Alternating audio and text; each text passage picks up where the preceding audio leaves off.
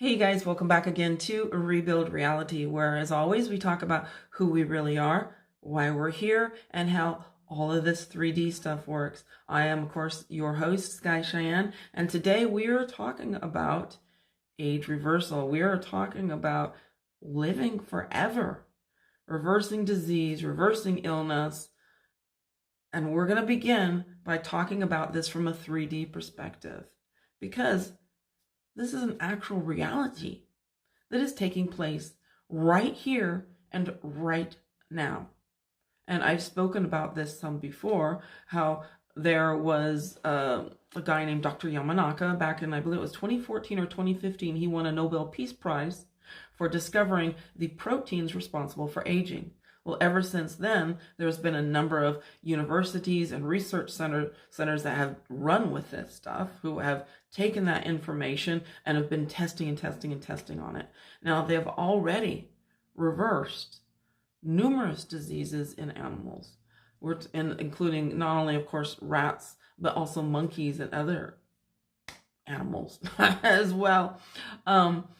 We're talking about reversing blindness. We're talking about reversing traumatic brain injury, reversing heart disease, reversing diabetes, all of these things, including Alzheimer's, reversing Alzheimer's. In fact, significant reversal of Alzheimer's in less than 24 hours and complete reversal in 2 days. So, if we think that our minds can't keep up with that, well, so this would have to be, absolutely have to be, something that we could manifest, something that we can create in our own reality, because it is literally already here in 3D. It is already a true reality. And in fact, they'll be coming out probably, I know that they've already started human trials, but of course, there have been people who've already done it. Now, there's not a lot of talk that you're going to find out about that. There is one gentleman, I can't remember his name, but if you look it up, of course, you'll probably find it. He's got a YouTube channel. He's all over YouTube, and he's going back to the age of 18, but he's like this millionaire or billionaire who's spending all this money every year to reverse his age. So, but there are other people who are doing this. One of them was a lady named Liz Parrish, who was a CEO of a company named BioViva, who in 2015 went to Colombia with an experimental gene therapy that her company was developing. And she went ahead and she took the injection, 2 injections, experimental, to reverse her aging. Because at the time, even though she was only 44 years old, her biological age was actually 66, which wasn't too good. But after she had that injection, her biological age went down to measure her actual physical, years around the sun age of 44. And every year since then, it went down by another 5 years. Every single year, her biological age reversed 5 years, 5 years, 5 years, 5 years. Then in 2020, she went down to Colombia and did it again. And at that point, her biological age went down to less than 25. And she looks it. She looks like she is absolutely in her 20s. And she is now 53 years old. And she is one of the big proponents of trying to get the FDA in the United States to go ahead and let this stuff out. She's like, you're letting all these pharmaceutical companies put things on the market right away, as we know. So what about this stuff, that reverses disease, reverses aging? Because with reversing aging, of course, you're reversing disease and illness as well. So this is a thing that is coming up rapidly. And like I said, they've already begun human trials. Now they're admitting that they've begun human trials. But of course, like I said, that there's other people who are obviously out there that know about this, that are doing this, that there's the gene therapy. They've also developed a chemical cocktail that basically reverse the main hallmarks of aging, and we're talking very, very rapidly, like I said, within a week. Can you imagine? They can also put your age in a loop. Like you're 20 years old to 30, 20 years old to 30. You just stay in a perpetual loop. They've already done it. It's already a reality. Now, there are other things that are integrating things like this that have been around. Because when we're looking at creating our reality by doing it ourselves through a manifestation, through creating, reality creation, well, there's a couple of ways to do this. And in doing it, we follow along things that have gone before us. Now, one of the ways is, of course, doing it through repetition. The other is through disassociation. Now, so when we take something, let's say your kidneys are, having issues and you're taking cranberry, well, what's it doing? It's coming in, and it's because it has a similar frequency to your kidneys. The cranberry is putting in another drop of, it's stabilizing that frequency, because what happens when we have dis-ease is that the frequency of something goes off. It's not its normal flatline kind of frequency. It's been destabilized. So we're putting either something in that's like stabilizing it. Oh, here's that familiar frequency again. That's why a lot of people, they have liver problems. They will eat liver because it is stabilizing the same frequency. So this is what like repetition is. When we're doing something, we're repeating it. And I spoke about this specifically with reversing cancer in a video I did about a month ago called The Power to Change the Impossible, which I will link below if you want to take a look at it, where I talked about this whole story about a gentleman who was a screenwriter who wrote the movie called The King's Speech, which won an Academy Award about 10 years ago. And he had this happen to him where he had bladder cancer, and he had taken all these pills to try and reverse it, and it didn't work, and he was going to have to go in and have surgery. So he had to schedule it because he didn't have a choice. But he spent the 2 weeks between booking the surgery and the actual date of when it would take place imagining it reversing, imagining a perfect bladder where there was no problems, no issues. And then, of course, when he went in for that surgery 2 weeks later, what happened? There was no cancer, nothing. So repetition, stabilizing that frequency. I know it's perfect. No, it's perfect. No, it's perfect. I'm saying it's perfect. I'm seeing it as perfect, because the mind doesn't know the difference between something really happening or you just merely thinking about it.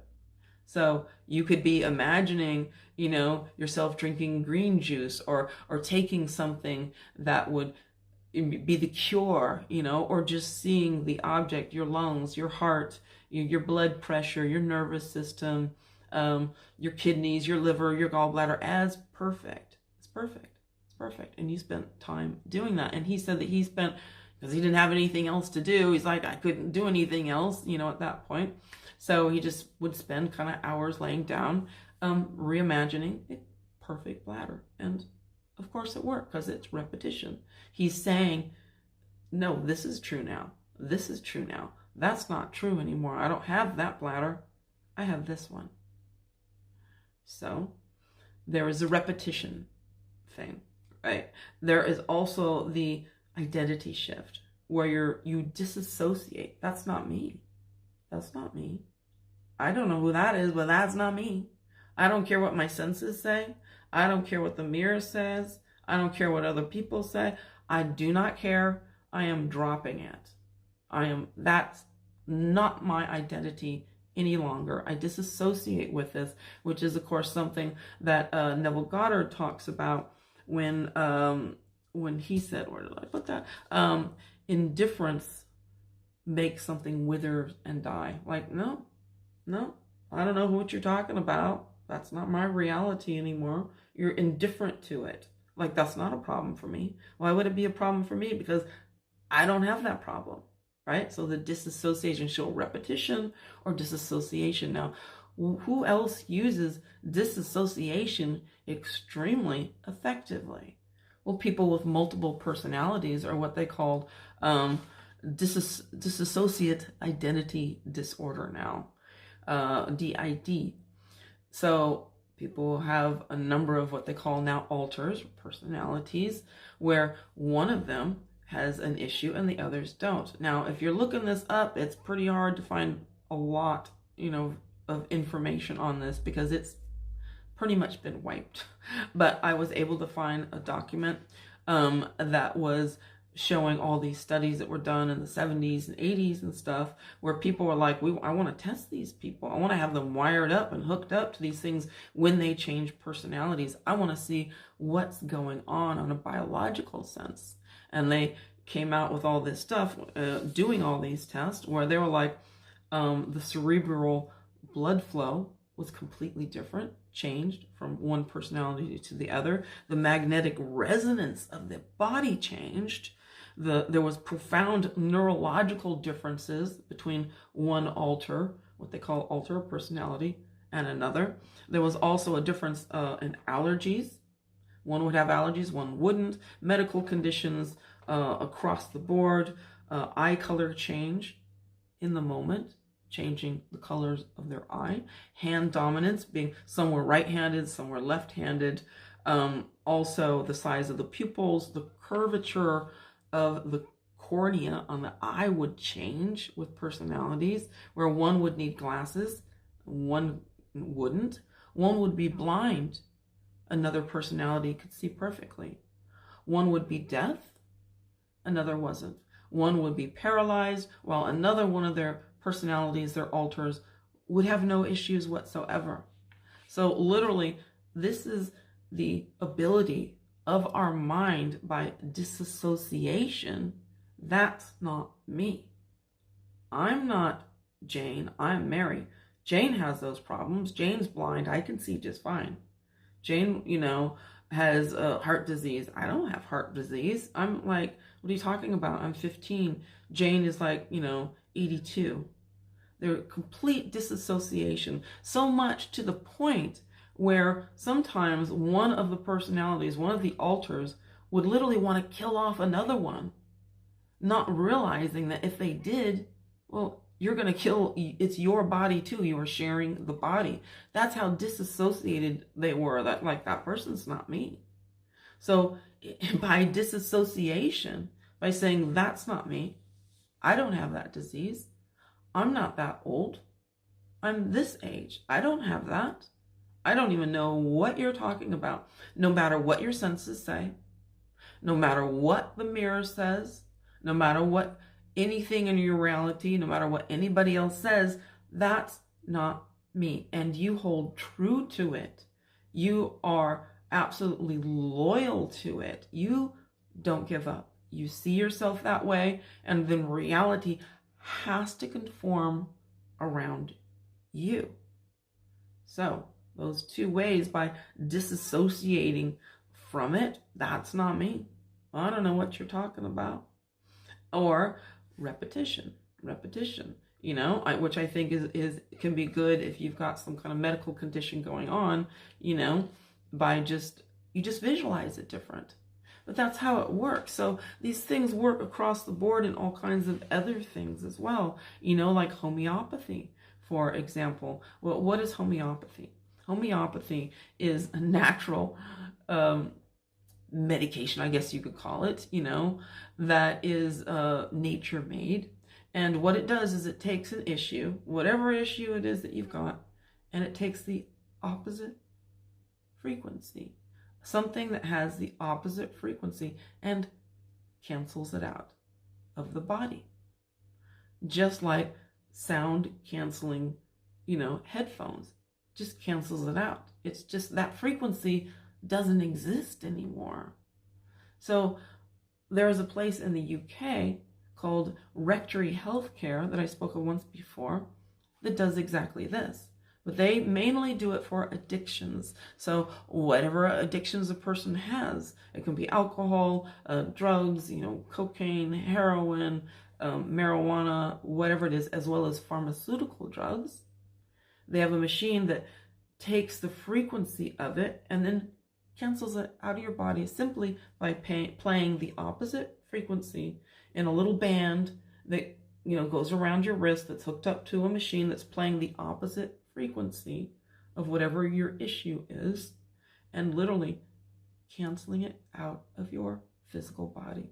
Now, it's not just addictions. It's also things like trauma, like PTSD, and they also do it successfully, as well as all their other things that they do. And you can look them up because they've got a very high customer satisfaction rate. Not only do they cancel out addictions, but also dementia is one of the things that they cancel out of the body, where it's just gone. And sometimes it's in one session, maybe it's even up to 10 at the most. But most things, run in the kind of 4 to maybe 6, things that they do. This is a reality. It's just canceling it out. Well, that's what we're doing with repetition and all these things. We're canceling it out. We're like, that's not a reality anymore. I'm canceling that picture out. Or I'm going to visualize the opposite. I'm going to visualize what I want as opposed to what's been going on, to what my experience of reality is. And when we begin to understand the outrageously powerful abilities that we have within us to create anything we want, and that there's no struggle, there's no issue, easy, it's natural. This is natural for us. This is who we are. This is what we normally do. It's just in this limited 3D perspective that we've kind of forgotten about that. I'm like, oh yeah, we don't realize that we're actually doing things like this all the time with our thoughts, but it's just like who we are. And now here in 3D, they're moving to reclassify aging instead of it being a natural process. They want to reclassify it as a dis-ease, which of course is now curable. So if we can reverse aging, if we can reverse disease and illness in the 3D, we can most definitely do it in our manifestations, because it's already here. It's already a reality. Any idea that this is hard, that this is difficult, is a false idea. This is easy. It's simple. It's natural. All of these things, all these ideas that we've had about are any limitations. And I used to wonder, I'm like, well, when I found out about all this stuff, years and years ago, I was like, well, what are the limitations? What can we do? What can't we do? And I kept trying to find the edges of it. And of course, it turns out that there aren't any. The only limitations we have are the limitations of our own imagination. There is nothing, and I mean that as literal as it can possibly get, that we are limited from doing. All of this information is here right now within every single one of us. And if you watch my last video about how you are more than energy, they're like, everything breaks down to energy. Well, yes, but more than that, it breaks down into holographic patterns of information. And in every single cell in your physical body, you have the entire universe, all the information of all of creation. I was going to say the entire universe, but all of creation is inside of every single one of your cells, accessible by you, just merely by agreeing with it, by accepting it as a reality, by accepting that, yeah, you have the power. You can go ahead if you want to remain a victim and say, I can't do that, I can't do this, I don't know how, or whatever. No, you just do it because you own it, because it's the truth of who you are, so you do not deny the reality of who you really are. And this is when life gets exciting. This is when things get worth doing. So I hope you guys agree. I hope you guys have enjoyed that. And I'm going to see you here next time on Rebuild Reality.